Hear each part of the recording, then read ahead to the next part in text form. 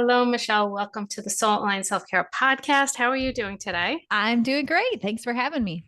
Yes, thank you for coming on. I am so excited to talk to you today. Some of the topics that we talked about just a few seconds ago when we were chatting are very interesting to me, and I would love to just like dive right into it and go into social rules that hold women back. That's Yes. very interesting to me because this has been at the top of my mind lately, and I feel like it's at the top of everyone's minds, or at least the women out there. Yes. So, Yes. if you could talk on that a little bit, I would love to have this conversation. Okay, wonderful. So, as you probably have already said, I'm a life coach and I help women who are feeling overwhelmed. And so, when I'm helping them try to create a life that feels more authentic and calm for themselves, I just started noticing trends among like what the things that they were struggling with. And it's almost as I was just thinking about this as a concept, I'm thinking, as women, we just get socialized into certain things. And there are like these rules that are in place for us that we never agreed to. There's no contract. Nobody ever sat us down and told us to do this, but somehow it's just unconsciously like socialized. And we start acting from there without knowing it. And so the reason why I started really thinking about this is because I thought we are just blindly unconsciously following this and we need to like step up and say, do I want to follow this rule? Because lots of Hmm. them I think we do not. And I'm sure you're very familiar with, and I've probably talked about the work of Brene Brown. She talks a lot about this as well. Even the Barbie movie. Did you see the Barbie movie? Oh, yeah, I love the Barbie. I saw the Barbie movie with my 84-year-old father. Oh my gosh, what did he think? He really liked it. He's very up on the times, like I have to say. He's such a good guy. And so he wanted to come and see it. And so he loved it. But Oh, I yes, the Barbie absolutely love it. movie. Yeah. Yes, yes. It's just there's that speech that America Ferrara gives where she just talks about how hard it is to be a woman. And I Hmm. think she really touches on it too. So the things that I see among the women I work with, the expectations, the first one I would say is like we need to be perfect. Mm. So you have to have this amazing career. You have to, if you're a mother, you have to also execute that perfectly. And also, I think this is the part that's like, what, where the hell did this come from? Is to make it all look effortless. Hmm. So, like, you should go to work and work like you don't have children. And then you should be able to be the kind of mother where it seems like you don't have a job. And Hmm. all of a sudden, this is just put upon us because luckily for us, we have all these opportunities now, to Hmm. be able to do all these things. But I do think that women, without realizing it, are just trying to do all of that and do it perfectly. Yeah. And I think too, well, I don't know. Well, Do you have that experience? yeah, absolutely. And I have to add, not only do we have to do it and make it look so easy, we also have to look good. We have to look good. Otherwise, Mhm. and we can't look too good, we can't look That too is good, that is right? And, literally and number 3 on the list. Like, yes, we can't look too, we have to look put together too, or we're just like letting ourselves go. And so trying to, and I think it's really intentional. Now I think a lot of the people that are it's been kind of like ingrained in our society at this point, so that people aren't like going home and they're like, oh, I'm going to intentionally make this person feel less than they are. No, it's just ingrained in our society. And so but that's what it's meant to do. It's to make us always feel like we're less than. So we're always just like never reach that point where we just feel so content and fulfilled with what we are on a daily basis. We have to always try harder, do more, and be better, right? And so yes. I think that yeah, I was like buying all into that 100%, my in my 30s and my 40s. And as a single mom, I have to add, and I'm sure all the single moms out there can like definitely agree with me. There is this like expectation that you're just going to be this horrible mom and you're just going to fuck everything up because you're a single mom. And it's almost like you feel like you have to try even harder, like you're living up to some something, but that's Yes. an impossible thing to achieve or reach. And Yeah. so I definitely think this attributed to my burnout and my stroke and just never feeling, I still say it today, like it always felt like I was half-assing everything. Yeah. Everything felt half-assed. I never felt, and I did learn how to accept that feeling. So it got to the point where and like now it serves me because I will go in and try anything and I will like fuck it all up over and over again. I don't care if it's perfect. I don't care what it looks like. I just do it. Right. And so I think that's one of the benefits that came from that. But Yes, yes, but yes. once you realized it and accepted what you were doing, and then you were able to take Mm, action from there. Yeah, I agree, and, your point about be sexy and look really good, but not too much. Like, you don't wanna make yes. other women feel uncomfortable, but you wanna be Hmm. attractive enough that men think you're attractive, and I think that is just such a great way to keep women really small. Like, don't Hmm. be the full expression of yourself in any way, shape, or form, Hmm. just do what everybody else is thinking, and the combination of those first 2 that we talked about, I feel like really puts us in the position where we are always feeling inadequate Hmm. and always feeling shame about who is this too much? Is this not enough? Am I doing this perfectly? Am I making it look easy? It's like you can never succeed. These are Hmm. impossible standards that you can never succeed at. And I Hmm. think, the third way that it really plays out is that it's the same thing about speaking your mind. So, yes, speak your mind, but don't upset anyone. Hmm. Where, at least in the corporate world, a woman would get labeled as a bitch, where if Hmm. a man said the exact same thing, it would just be like, "Oh, yeah, he's straightforward," you Yes. know? Yeah. And so Exactly. And I am going to fully admit that when I was younger, I had the worst kind of judgments about other women because I was so like, for lack of better words, I was so like in the matrix. I was just like, yeah, I was believing all of it. yep. And, but now when I hear someone call a woman a bitch, I just take it as like it's a compliment. And so um, I don't judge them. I just think, well, they're probably just a strong woman, depending on Yeah. who it's coming from, who Yeah, the comment's yeah, coming from. So exactly. that's a strong woman. So if they're going to be labeled a bitch or if they're too emotional, okay. So that's just the funniest one when men call women emotional because men are so they're the ones that are so emotional, they're like punching holes in walls and screaming. And I'm like, okay, who's emotional? Oh, So that's so funny. I think yeah. it's a good point though that you too were judgmental and believed it, and me too, because Hmm.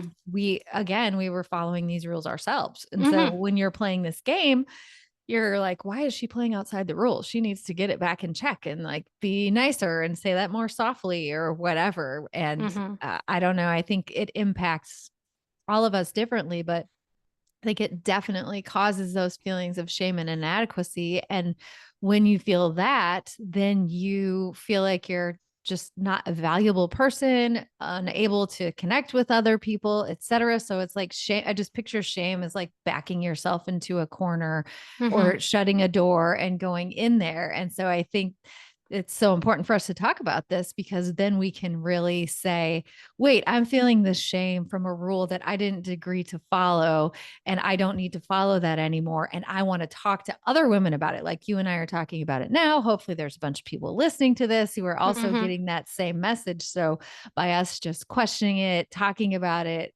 being vulnerable about being someone who played that game before, I think we can really take away the shame and just bring women forward by allowing us to have a choice to think about it.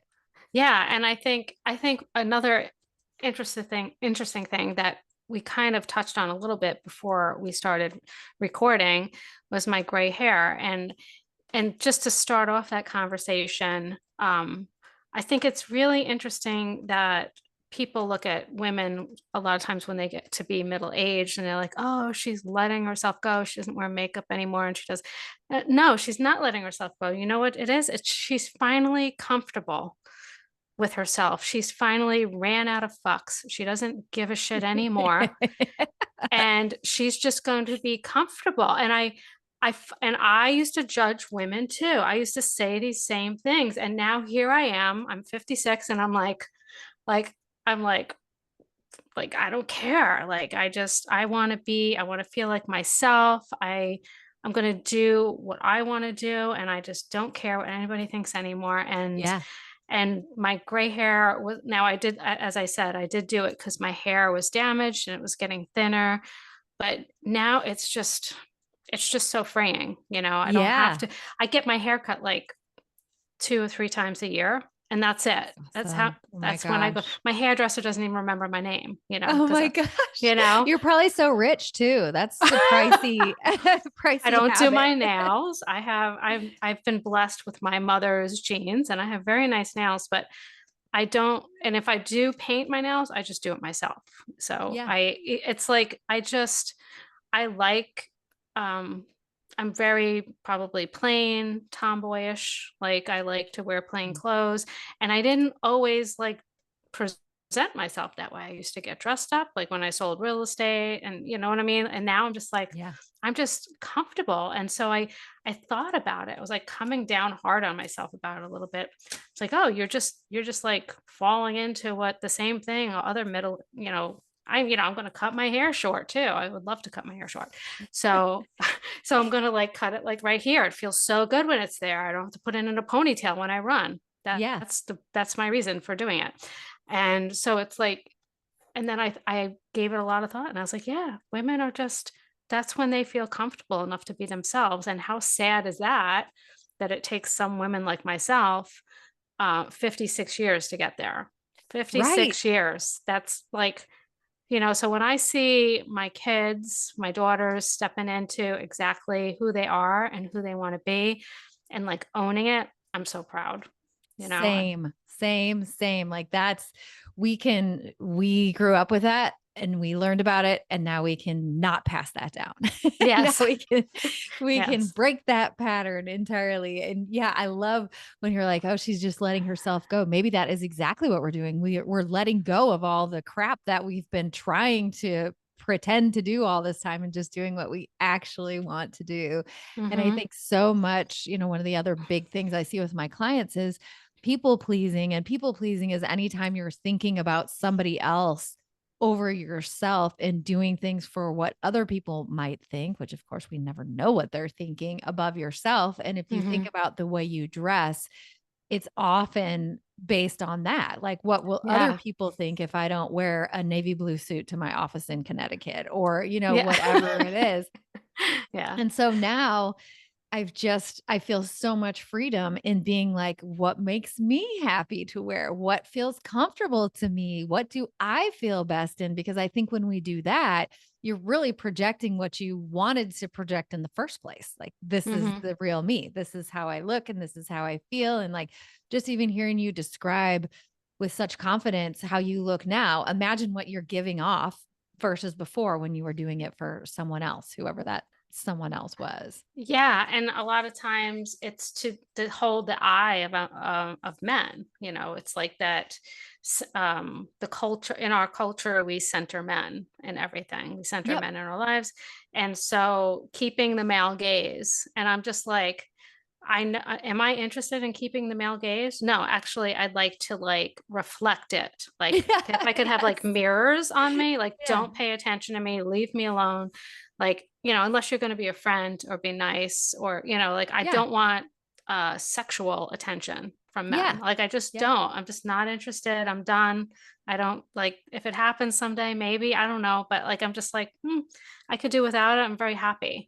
And so um once you like realize that when you have that shift, it's kind of like, man, like how much of that was I doing just to get attention, and what am I doing for myself now?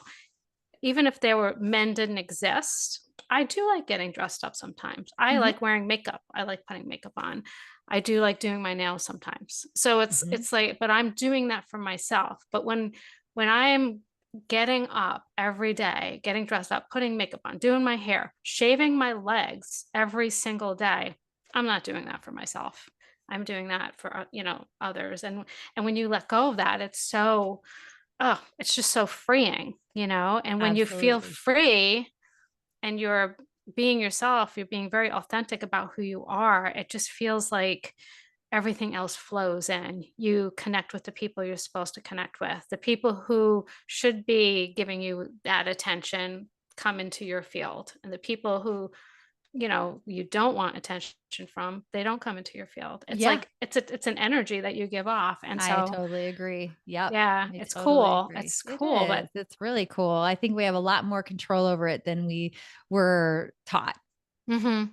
Yeah, I think that it's just I see it shifting in the younger generations, and that makes me really happy, and I just hope it continues to shift so that, God, women could just be more comfortable. They could exhale for, Yeah. for the first And I time. think even getting in the habit of asking themselves, like my 13-year-old daughter will do this, what do I want to do? What do I think about this? That Mhm. did not cross my mind till I was over 40. Oh, yeah.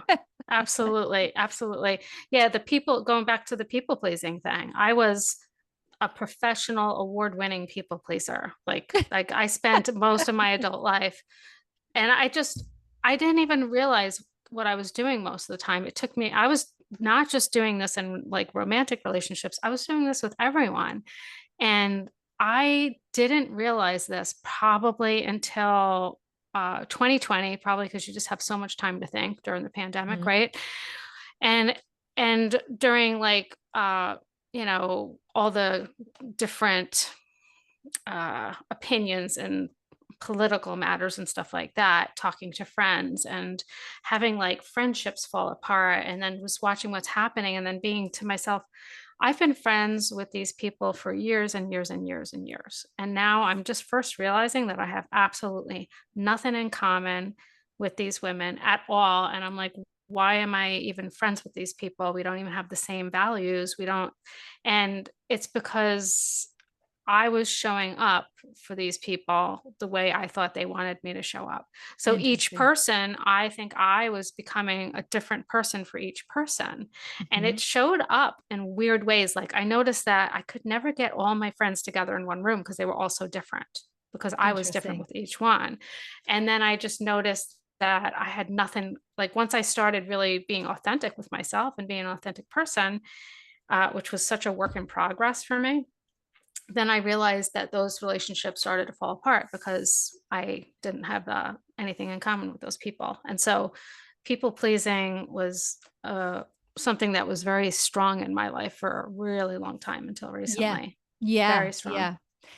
I do feel like, as women, we are socialized to put other people first. And so Mhm. people pleasing just kind of comes naturally to us then. But when you really look into it, it's kind of fascinating to me because what we're really trying to do is to control other people's opinions of us, right? When you're Mhm. doing something you don't want to do, saying yes to something that doesn't feel good to you, it's because we're thinking, well, I don't want them to be unhappy with me, or I want Mhm. them to think I'm a super hard worker, or whatever it is. So I like to tell my clients because they think if they don't people please, they're not nice. And I'm like, it's not nice to try to control the way that someone thinks about you either. That's controlling. People pleasing is just a way to try to control your Mhm. world and the feedback you get and all of that. Yeah, that's true. I actually didn't think of it that way, because also people pleasing is something that a lot of people do to protect themselves Yeah. from bad situations, like, Yep. abusive relationships and stuff like that. It's or even they might have grown up in an abusive family situation, and so that was how they protected themselves in those Yep. times and avoided any type of conflict or disruption in the household. And so Yeah.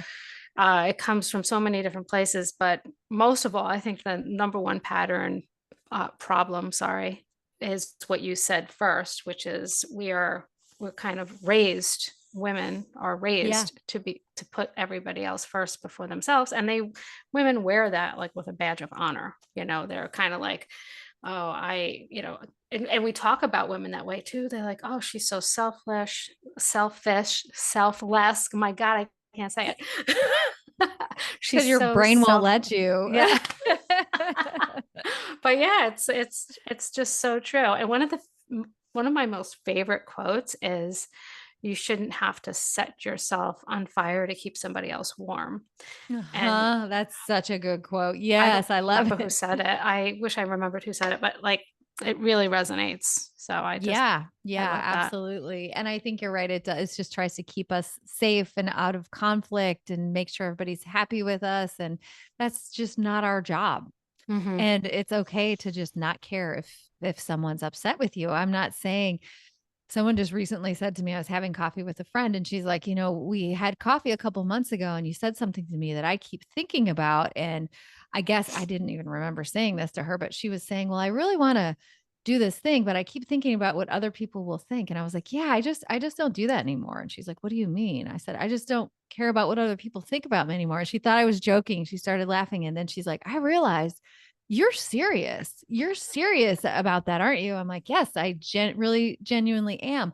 But her question about it was, but you're such a kind, loving person. And I was like, right, I care about people. It's just Hmm. what people are thinking about me is really none of my business. So I'm Hmm. not a person who's like, F you, I don't care what you think about me. It's not that. It's like, No. I have tons of compassion and care and love, and I want you to be living your best life. But if you're like, I don't know why she posts so much on Facebook about her business, I don't care. I Yeah. don't care if you think that or not. So, Yeah. yeah, it took me a while to get there for sure, but I can say I'm Yeah. there. I don't spend any time. I have so much free time in my head, not worrying about what other people are thinking about me. Oh my God. That's just that's a quote right there. I have so much free time in my head, Yeah. not worrying about what other people think about Yeah. me. Yeah. Yeah, and that concept is really hard for a lot of people to embrace, that what somebody else thinks about you is none of your business. And I think I learned that from the book The Four Agreements, which a lot of people read because that's like one of the I think that's one of the four agreements, is what other people think of you is just none of your business. And can I just tell you, it took me a long time to really embrace that. It took me, Yeah. I was Yes. like, yeah, it is. It's absolutely my business. And Yeah, exactly. I learned it in Al-Anon, and it was the same where it was like I heard it and it made my brain hurt. And I was like, that doesn't even make sense. What are you Mhm, talking about? And then eventually you get to it because even if I said to someone, what do you think about me? They're gonna be like, oh, I think you're great. Like you don't know anyway. mhm. Even if they directly tell you, you don't know anyway. So I don't know, free up that real estate in your brain. Do something E else. exactly. Get a new So hobby. when it comes to people pleasing and, um, women people pleasing, because like both of us mostly work with women, what do you think is the first step that somebody could take to start, honoring themselves more Mhm. and not feel Noticing. like guilty I think noticing? noticing that they are people pleasers. So if I mean, I might have made a joke that I was a people pleaser in my 30s or something, but I would never would have defined it as a problem or Mhm. something that I aspired to change about myself. It was kind of more like, I'm so good, I can please everybody. And so I think just noticing if anything we're saying today resonates with you and you're like, I think I'm doing that. I actually think I'm people pleasing because I never thought about not people pleasing, and really just not judging yourself for doing that and thinking about, is this a problem in my life? And is this something that I want to change? I would say is the first step. The thing I would not include with that is beating yourself up or thinking, oh my gosh, I've been doing this forever. How have I lived my life like this? Like none of that is helpful. It's totally okay. Just if it's a pattern that you want to change, it's never too late. You could always learn how. But I think the just very first step is noticing it. Yeah, I do. I feel like that's always the first step for everything, awareness, just being aware. And then what I usually go into, and tell me if you're the same when it comes to people pleasing, is setting boundaries. I feel like that's like the foundation to really support you to kind of get out of that people pleasing mode. It's just like this fine balance because, yes, we want to be nice and yes, we want to take care of people and all these things, but like I said, it's not necessary for you to light yourself on fire to keep someone else warm, right? Yeah. And Yeah. so, like, boundaries seems to be like that foundation that can help us get past that. At least it was for me. And setting boundaries was really hard for me. It was just, Absolutely. Yes, I feel like boundaries is like the advanced class yeah. after saying no and Mhm. realizing that you're a people pleaser. I agree that's like the ultimate solution for it, because then you just have it in place and you follow it. It's a rule you make, it's a rule you follow yourself, and then you're good. It protects you from that people pleasing. Something else I notice a lot is that women say yes and people please as the default. So just even pausing and asking yourself, I always tell my clients to ask themselves two questions. One is, do I really love this idea? So if somebody's like, do you want to, I don't know, go to a concert on Friday night? Do I really love this idea?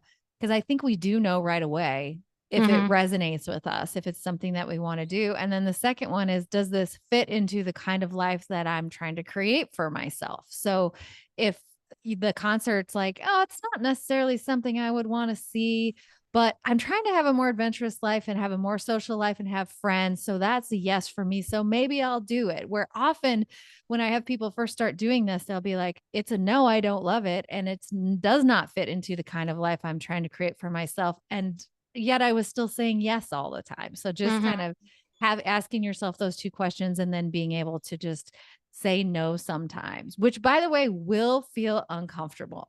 Like if Hmm. you're waiting until you're comfortable with saying no to say no, you're never going to say it. It's going to No. totally feel uncomfortable. Yeah, I think it still feels uncomfortable for me to say no sometimes. Um, but I've definitely learned that people it doesn't really bother people when you say no. Like you think it's going to. I always think that I'm going to upset somebody or something like that, and you think it's going to bother them, but most people are like, okay, and it's like that's fine. Most people are like that, and if they're not like that, then you have to ask yourself the question, like, is this a friend? Is this a supportive person in my life Mhm. that's going to Mhm. like guilt me into doing something that I don't want to do? Right, You know, it's right. like, so what kind of relationship is this? You know, Yeah.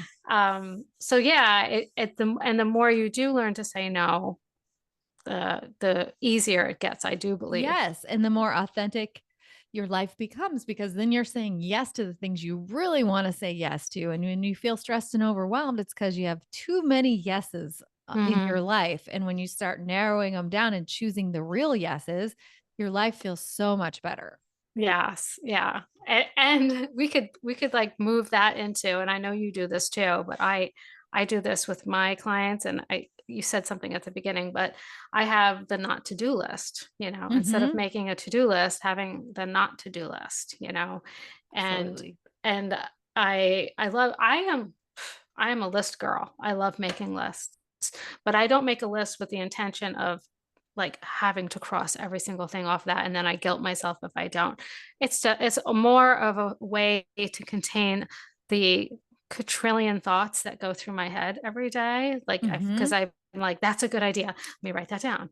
That's a good idea. Where should I write that down? So I have like 10 books with like 10 lists in them. So I do have a lot of lists. And a lot of times I never look at those lists again. It's just like a Yeah, just to therapeutic get thing. it out of Yeah. your head. Yeah, Yeah. absolutely. So Yep. the not to do list is something that I love to do with my clients. So tell me, um, I don't know what you call it in your business or with your A to clients. don't list. A So to it's don't list. yeah. Okay. So what kind of things do you have them think about Yeah, I on their have don't them list? think through their whole life. And if you just take like a day in the life and write down all the things that you don't like, and then think about, can you just decide right now that you're never going to do that? That it's just not a thing for you. And my grandmother, who was like very outspoken, very direct. I'm sure lots of people said things about her, like we were saying earlier, but she just had stuff in life that she didn't do. Like she didn't do yard work. She never cut the grass. She didn't put gas in her car. Like there were just things. And she would just say it like she was unable to, like, Yes. I don't put gas in my car. Like, what? Why not? And she just kind of inspired me to think, like, oh, you can just do that. You can just be like, I'm not going to do it. But for me, I just don't wear uncomfortable clothes, as an example. I Hmm. don't work past 4 o'clock in the afternoon. I don't work on weekends. And I'm sure you've had this too, where clients are like, I need to do it on Saturday. And I just refer them to a coach who I like who works on Saturdays, but it's not Hmm. me. And so Same. when you have that, when someone asks you, you don't have to redecide every time. You can just be like, nope, I Yeah. actually don't do that. And like my kids, I don't make their lunches. If they want to make a lunch, they can make one, or they have money in their school account if they want to buy their lunch. But every day I don't have to be like, do you feel like taking lunch today? What should we have? What kind of groceries should I get? I was like, and then when they were little, they're teenagers now, but when they were little, they'd bring it back home and it would be all this food that I would just waste and throw away. And I was Mhm. like, why am I doing this every Yeah. day? So stuff like that, I just do. And then like one thing on my to-do list, which we've already talked about, is I don't spend any time worrying about what other people are thinking about me. So I Yeah. have like actual things that you physically would do and then more psychological things. Yeah. I love that. Yeah. That's very similar. I take my clients through a process where I'm like, can you ditch this altogether? Kind of like what you said. And can you delegate it? Can you, like, maybe if it's something that you have to do, like you have to, I don't know, take care of your kids. You have to take care. Yeah. Yeah. Like, how can you do this and make it easier for yourself? So yeah, make your kids do some of the work, maybe have a partner do something, like, so delegate. And then what's left on that list? What do you actually do? So I call it the 3 Ds: ditch, delegate, do. Like, I love it. what are you gonna do? Yeah.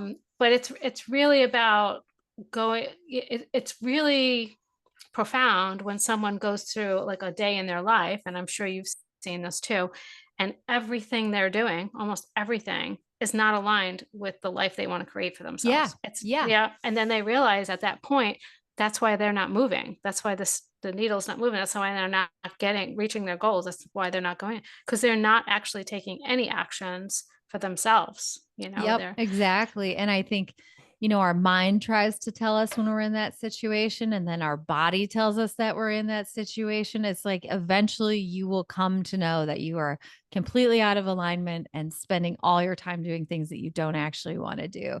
And it yeah. feels really bad when you have that moment, but it feels so good when you Yes. start making those 1 degree turns. It's not a huge shit like today. If the only thing you realize is, I think I'm a people pleaser and I might want to change that. Great. That's a 1 degree turn. And you Mhm. just keep taking all those little steps. And eventually you get to the point. And I remember just waking up one day and being like, this is it. This is the life that I was trying to create for myself. Everything Yeah. feels in alignment and it just feels so good.